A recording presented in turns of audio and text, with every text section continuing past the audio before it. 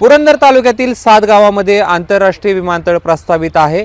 या विमानतळाला शेतकऱ्यांनी सुरुवातीला जमीन द्यायला विरोध केला होता, मात्र आता जमीन मोजणीसाठी शेतकऱ्यांनी संमती दिलेली आहे आणि 7 पैकी 3 गावांमध्ये जे आहे ती मोजणी सुरू आहे आणि सर्वेक्षण सुरू आहे। शासनाचे अधिकारी या ठिकाणी आलेले आहेत। आपल्यासोबत इथले काही ग्रामस्थ आहेत, आपण त्यांच्याशी बातचीत करूयात।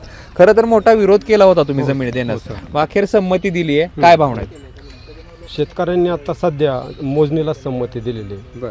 म्हणजे हा तो एअरपोर्टचा जो प्रोजेक्ट होतोय ह्या प्रोजेक्टला म्हणजे शेतकऱ्यांचा विरोधच आहे। आता आम्ही जी आमची शेती मोजून देतोय म्हणजे फक्त मोजणी आणि ह्याच्यानंतर वाटाघाटी होणार आहे। जर शासनाने व्यवस्थितरित्या पॅकेज दिलं शेतकऱ्यांना, म्हणजे शेतकऱ्यांची आमच्या अपेक्षा आहे 3 कोटी प्लस एकरी रेट मिळावा आणि सिडकोला जो 22.5% विकसित भूखंड दिलाय त्या धर्तीवर आम्हाला एरोसिटीमध्ये भूखंड मिळावा आणि जो भूखंड मिळणार आहे, आता नवीन आम्ही शेतकरी आम्हाला तिथं काय व्यवसाय वगैरे करायचं तर शासनाने याची एरोसिटी स्थापन करून आमच्या सर्व बाधित शेतकऱ्यांना त्यात सभासद म्हणून करून घेतलं पाहिजे। की नवीन जो प्रोजेक्ट म्हणजे एरोसिटी होती, आम्ही सर्वसामान्य शेतकरी असल्यामुळं कोणता व्यवसाय चालेल, काय करता येईल हे लोकेशन नाही आहे आम्हाला। कालपासून सर्वेक्षणाला सुरुवात झाली, बरोबर? आजपासून झाली। नेमकं काय काय मोजतात येतं या ठिकाणी किंवा तुम्हाला काय अनुभव आला आतापर्यंत? खरं तर आता सध्या आहे ना, मोजणी खाली जमिनीची झाली पाहिजे। त्यामध्ये वाद आहेत, वहिवाटीला क्षेत्र म्हणजे 4 भाव असतील 2 बाहेर असतील तर ते जास्त वहिवाटतात। आता तुम्ही जे झाडं बघताय म्हणजे ते खाली त्या प्रत्येक ज्याचा गट आहे त्याला ते मोजून दिलं पाहिजे। ते बांधावली झाडे नक्की कुणाची आहेत हे आत्ताच डिक्लेअर झालं पाहिजे। म्हणजे हे सांगतात किंवा मी सांगतो माझं आहे असं नाही, याच्यामध्ये काय होतंय दबाव येतो एखाद्यावरती आणि मग ते डिक्लेअर नाही होत, तर ते प्रत्यक्ष आधी जमिनीची मोजणी झाली पाहिजे। त्या गटाचं ज्या मालकाचं क्षेत्र आहे ते कुठपर्यंत आहे, त्यानंतर ते झाडांची मोजणी झाली पाहिजे। आत्ता जे होते ते चुकीचे होते। तुम्ही डायरेक्ट म्हणजे वन विभागाचे लोक येऊन झाडावर बिल्ले मारतात, मी सांगतो माझं आहे, असं नाही झालं पाहिजे, चुकीचं आहे साहेब।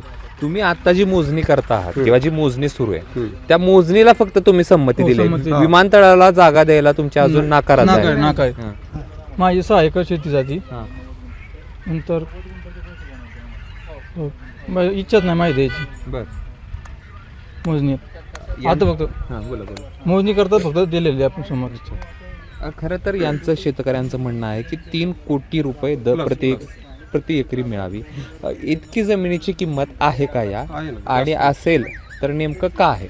नाही, जमिनीचा महत्वाचा विषय रेटच्या अपेक्षा बेघर होऊन ह्या लोकांना दुसरा उत्पन्नाचा सोर्सच काही नाहीये, उत्पन्नाचा सोर्स काही नाहीये आणि त्या पद्धतीने बाहेर ठिकाणी बाजारभाव त्या लेवलनी झालेला आहे। पूर्ण शेतकरी जो आहे त्याला कायमस्वरूपी शेतीच्या शिवाय तो जगू शकत नाही, दुसरीकडे घेऊन ते पैसे तिथंच त्या ह्याला लागणार आहेत अशा अपेक्षेच्या हिशोबाने शेतकरी सुद्धा म्हणतोय। ते बी काय वावगं नाहीये की त्यांनी एवढा रेट मागितलेला आहे। सरकारी ह्याच्यामधनं प्रत्येक कुटुंबातला माणूस लागला गेला पाहिजे। पहिलं प्राथमिक स्वरूपात जे लोकांच्या जमिनी जातात त्या स्थानिकांना पहिलं प्राधान्य सरकारने पहिलं द्यावं अशी माझी प्रामाणिक इच्छा आहे। खरं तर या ठिकाणी सुरुवातीच्या काळात तुम्ही मोठ्या प्रमाणात विरोध केला होता। 7,000 एकरावरती विमानतळ होणार होतं, आता 3,000 एकरावरती आलेलं आहे। काय नेमका दोन्हीमध्ये फरक पडेल असं तुम्हाला वाटतं या 7 गावांच्या दृष्टीनं?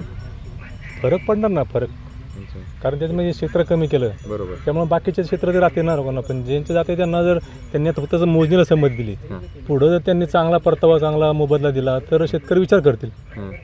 पण एकदम फायनल तर सांगणार नाही सगळे, कारण पूर्ण विस्थापित होते ते जे सध्या आता यांचं संपूर्ण त्याचं म्हणजे अवलंबून आहे, बाहेर कोणी नाही आहे, घर त्यांचं सगळं अनाथच आहे, त्यामुळे ते त्यांचं पूर्ण त्यांना विस्थापित होते ना। मग आता तुमची मागणी काय आहे नेमकी? तुम्ही आता सुरुवातीच्या टप्प्यामध्ये तुम्ही परवानगी दिली आहे कशाला, तर मोजणी करायला, पुढची भूमिका काय असेल? त्यांनी गव्हर्नमेंटने चांगला जर मोबदला दिला, चांगलं सांगलं, त्यांचं सगळं व्यवस्थित केलं सगळं की बा परतावा झालं, त्यांचं नोकरी झालं, काय झालं तर त्यांचं तर विचार करतील तसं। काका, किती क्षेत्र आहे तुमचं? कमी किती आहे? कमी म्हणजे किती? 7 गुंठे 7 गुंठ क्षेत्र आहे। काय आहे 7 गुंठ्यामध्ये? आता काय मोकळं अच्छा, काय नोटीस आले तुम्हाला? हो, आलं। काय मागणी तुमची? आमची आता काय मी काय बाकी आता शेतकरी जे आहेत बोला, तर ते व्यवस्थित रेट मिळावा काही तरुण आहेत आपल्यासोबत. दादा गाव कुठलं आपलं? मुंजवडी. मुंजवडी. किती एकर क्षेत्र आहे? आमचं 2.5 एकर जात आहे. 2.5 एकरचं आहे ते. काय सुरुवातीच्या टप्प्यात अनेक शेतकऱ्यांचं म्हणणं आहे, मी फक्त संमती दिली आहे ती मोजणीला. एक तरुण म्हणून याकडे कसं बघता? सुरुवातीच्या काळात तुमचा विरोध होता, मात्र आता तुम्ही एक पाऊल देण्याच्या दृष्टीनं उचलले, ते म्हणजे संमती देऊन. आम्ही देण्याच्या दृष्टीने नाही, सरकारला फक्त आम्ही मोजणीसाठी सहकार्य केलेलं आहे. आमचा पहिल्यांदाही विरोधच होता आणि आत्ताही विरोधच आहे. आत्ता फक्त आम्ही मोजणीसाठी संमती दिलेली आहे. अच्छा, मग मागणी काय? मोजणीसाठी संमती दिली, मग पुढचा टप्पा तुम्ही कसा पार पडणार? अजून सरकार कोणता सगळा प्रस्ताव आलेला नाही आहे म्हणजे, पण जरी विमानतळ होत असेल पुढे भविष्यात तरी त्याचा आम्हाला चांगला परतावा मिळावा, चांगला रेट मिळावा किंवा परत येथील सर्व युवकांना चांगल्या नोकऱ्या मिळाव्यात. एअरपोर्टला जमीन देण्यासाठी तुमची संमती आहे का? खरं तर तुम्ही ज्या अर्थानं सांगतायत की प्रत्येकजण म्हणतो की पुढच्या वाटाघाटी करून किंवा काय सरकार देतं त्यावर ठरवून आम्ही ठरवू की द्यायची का नाही. ते संमती जरी दिली लोकांनी आत्ता, तरी आत्ता रेट कुठले फायनल नाहीत. बरं. गव्हर्नमेंटने सरकारने अजून कुठलाही रेट फायनल केला नाही की तुम्हाला किती परतावा देतोय काय देतोय. अजून डिक्लेअर शेतकऱ्यांपर्यंत कुठलाच हे आला नाही. बरं. त्याच्यामुळे लोक आता प्रत्येकाला नोटीस मिळाली नाही.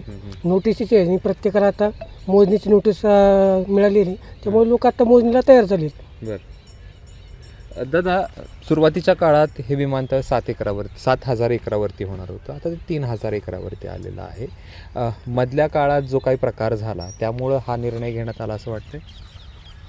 हां, जरा विरोध जास्त झाला होता ना आमचा, म्हणजे होताच, अजूनही आहे, त्याच्यामुळेच झालंय.